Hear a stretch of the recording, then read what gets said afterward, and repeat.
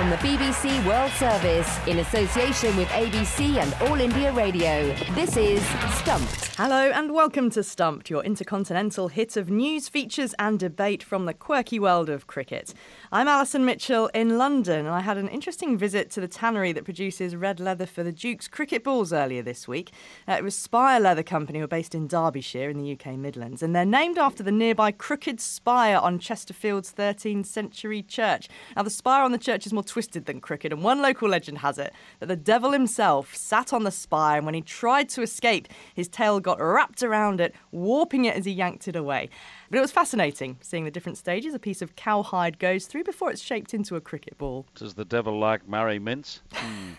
It's Jim Maxwell for the ABC in Sydney, and we're definitely in the footy season now. The summer daylight savings come to an end. And the next excitement in terms of cricket is the announcement of the Australian World Cup team on Monday, as well as the full contract list. And I think Smith, Warner and Bancroft might be there. And also the Australian A team that's going to tour later on. So that's the cricket news at the moment as we try to get the sleep out of our eyes while we're watching Smith and Warner and the IPL in the early hours of the morning in Australian television. Well, luckily, both of them are doing well. And, of course, the Indian team was also likely to be announced for the World Cup on next Monday. Once again, from Bangalore, I'm Charu Sharma for All India Radio. Just got back from Mumbai, where our player auction for the 2019 Pro Kabaddi League created any number of new rupee millionaires. Good for them. And, of course, the big national elections are upon us, and the Bangalore-Karnataka date is set for the 18th. So it's all fever pitch right now. And to all listeners of Stumped, if I might say, in our part of the world, go out and vote. Exercise your franchise. Now, all eyes, cricketing-wise, are still fixed firmly in the IPL, though the fortunes of the Bangalore team continue to plummet, and life continues to be bittersweet for Virat Kohli. Well, you do mention Royal Challengers Bangalore, Charu, and the situation is no better than it was when we spoke last week. In fact, it's got worse. 3 more matches, 3 more defeats. What do we call something that's worse than a crisis? Kohli. Well, and the blame that Kohli is copping is just, it's overwhelming because he must be going through some sort of existential crisis right now because he's such a big global star. And then yet, because people, of course, blame the leadership when it comes to such a disaster, he's quite the villain at RCB because they even lost a match after scoring 200 and a bit. So it's all really not panning out for them at all. And I still feel it's because the rest of the personnel are just not there. But he himself individually hasn't done too badly. But like I said, bittersweet life, a huge global star. And for the moment, just can't get it right for his home team in the IPL. From the BBC World Service, this is Stumped on All India Radio. Next on Stumps, we're continuing our countdown to the ICC Men's Cricket World Cup. We've picked out our 10 greatest matches from the history of the tournament. And this week, it's time for... Number 7. For match number 7 in our top 10, we're taking you back to 1983 and the third staging of the tournament in England and Wales. Now, India are taking on World Cup newcomers Zimbabwe at the picturesque ground of Tunbridge Wells. And they're struggling badly at 17 for 5. It looks like a big shock is on the cards. But in comes Captain Kapil Dev. I just said to myself, come on, mate, I want to play 60 over, not to go for runs. I just planned first 30 over that way we played, and I just got 15, 30 overs. I think I got lost a lot of runs in last 10 overs. And it is a lovely sight here with those rhododendrons in full bloom. As Rawson comes into Kapil Dev, who has 99. This one nudged out in the offside. They go through for the single. And he's got it. And there's going to be applause from all the Zimbabwe players. And never mind all the Indian supporters here. In comes Fletcher, loping in from the far end. A bowler Kapil Dev, he gets a full toss. Hoyts into mid-on, and that's 172. And it is a record for a potential World Cup. And that is the difference between these two sides. I don't know whether... Well, that match became known as Kapil's match. I'm glad the rhododendrons got a mention in commentary there as well. Beautiful, evocative radio at its best. But the Indian captain finished on 175 not out off just 138 balls, and it lifted India from that 17 for 5 to a total of 266 for 8. With Zimbabwe then coming up 31 runs short. In Charu, I was only 3 years old at the time of that match. So what are your memories of that innings by Kapil? Oh, boy. I mean, can you imagine what was going through in India? Of course, our biggest memory that will remain associated with that match, apart from Kapil's knock and, of course, that miraculous win eventually, is the fact that there was no television.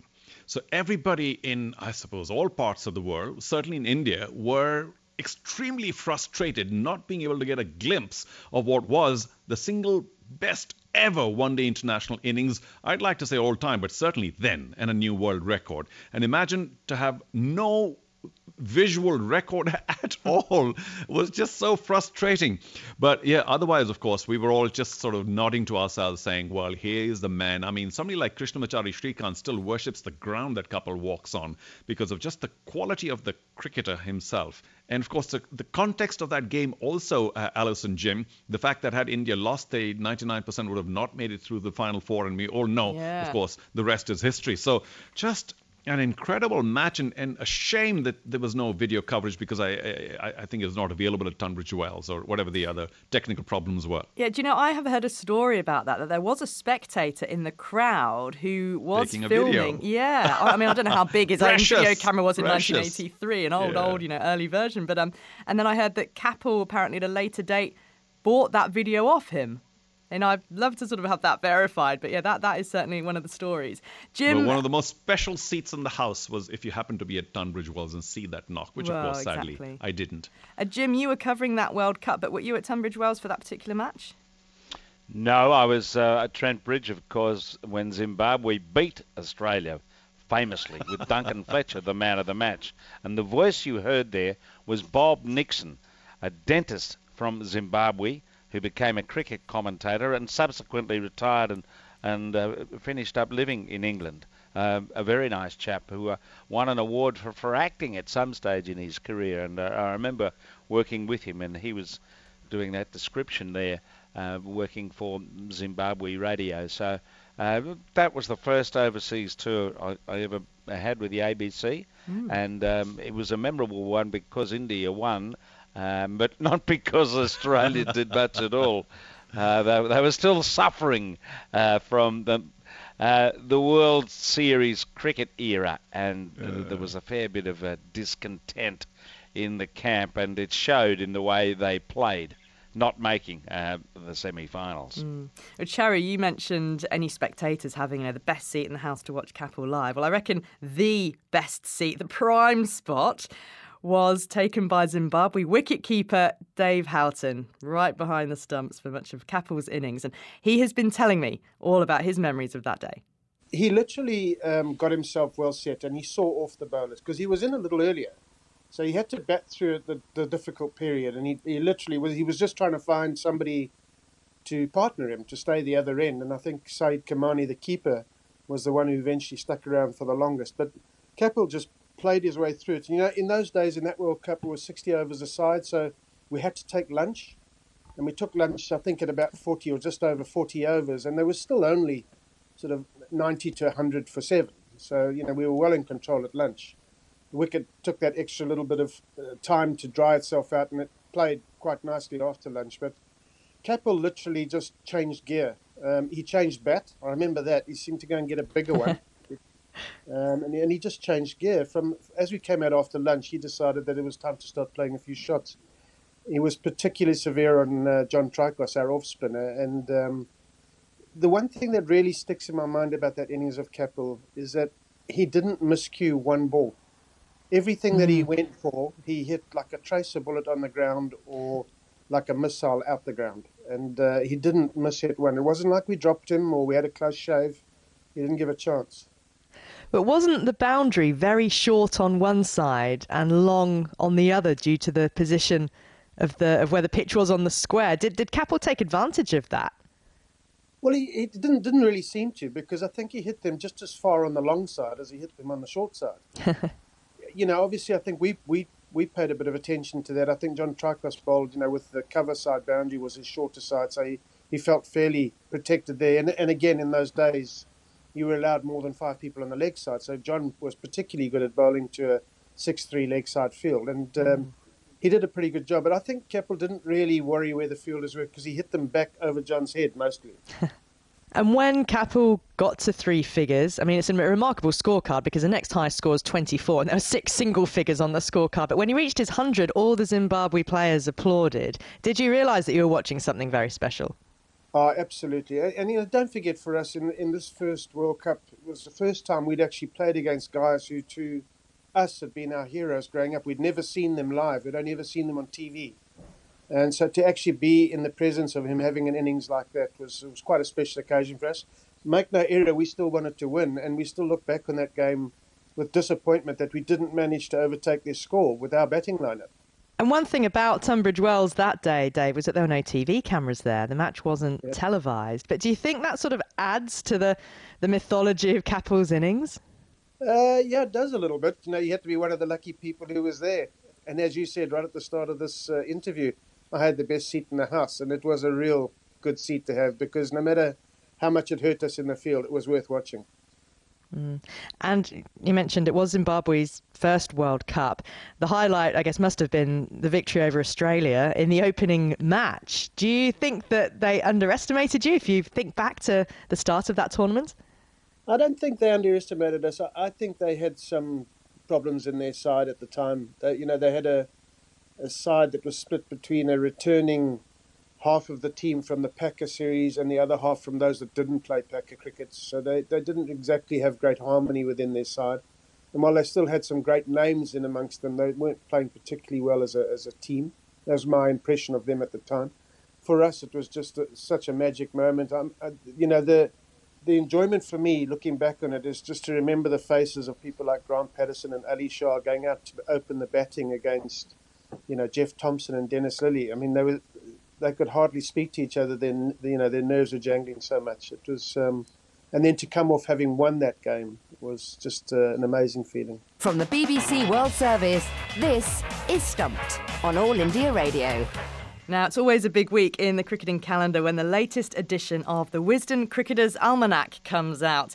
The 2019 edition of cricket's so-called Yellow Bible was published this week with England greats Jimmy Anderson and Alistair Cook photographed on the cover. And I think I was standing about 6 inches away when that photo was taken. I reckon it was during Cook's, or at the end of Cook's last test for England, when the two great friends were sharing a moment together on the outfield. Now, the biggest talking point, as ever, is the revelation of the 5 cricketers of the year. Now, remember that these are the 5 cricketers deemed to have made the biggest impact on the previous English summer, so 2018 in this case, and no player can win it more than once, ever. So here's this year's 5. Curran bowls to Ashwin, it keeps low, shout for LBW and given out. Now, is that going to be the 100 for Beaumont? It is! Tammy Beaumont reaches 3 figures for the 3rd match running. Siddle is into him and Burns off his pads, whips it leg side, and that's going to run away for 4 runs. Nicely played by Rory Burns. Pandya bowls and Butler times it to perfection. It's a pull shot right into the temporary stand, and they're all going wild in the crowd. Going bowls again, down the pitch comes Kohli, swats it away and finishes it with a flourish. Straight into the advertising hoardings. It's 6. So there you have it. Jos Buttler, Sam Curran, Rory Burns, Tammy Beaumont and Virat Kohli. Now, Charu, this is the oldest individual award in the game and one of the very few that Kohli was yet to win. So, great honour for him to be named as one of the 5.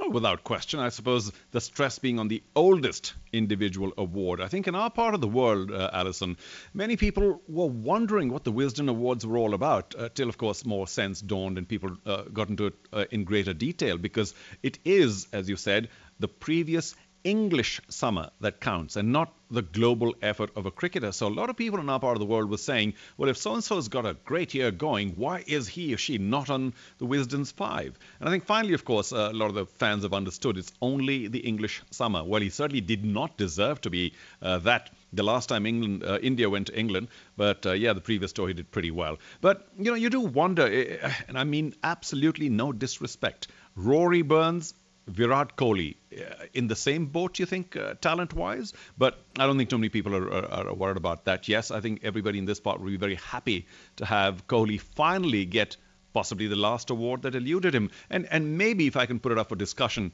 have the ICC honours now, do they count for more than of course, the incredible heritage that the Wisden Awards have?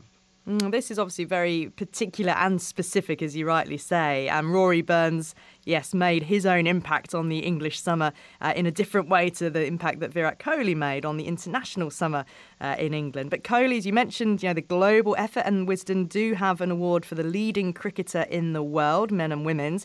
And so Kohli was named the leading cricketer in the world on the men's side for the third year in a row. And double whammy for India, because Smriti Mandana was named the leading women's player. And then was also the leading 2020 cricketer, and that was Afghanistan's Rashid Khan for a second year in a row for him. Jim, what were your thoughts on the overall list and those awards? Well, I was always, as a child, fascinated with the 5 cricketers of the year because it was always the touring team that had gone to England for the previous year, plus some English players, but there was always someone on the periphery who had been a long servant in county cricket. And of course, that's evolved to what it is today with 4 men and 1 female player, and they've realised that the game's moved beyond England in the middle of the year, and perhaps they need to recognise the wider stage. So I really can't have any issue with that list. It's pretty hard to push forward an Australian's name anywhere in the list regarding last summer, but that might change this year, I suppose. Well, that's all we've got time for on this week's Stumped on All India Radio. We'll be back at the same time again next week with more cricketing stories and opinion, including number 6 in our World Cup countdown. My thanks to Jim Maxwell and Charu Sharma, and to you for listening. See you again next time. Bye-bye.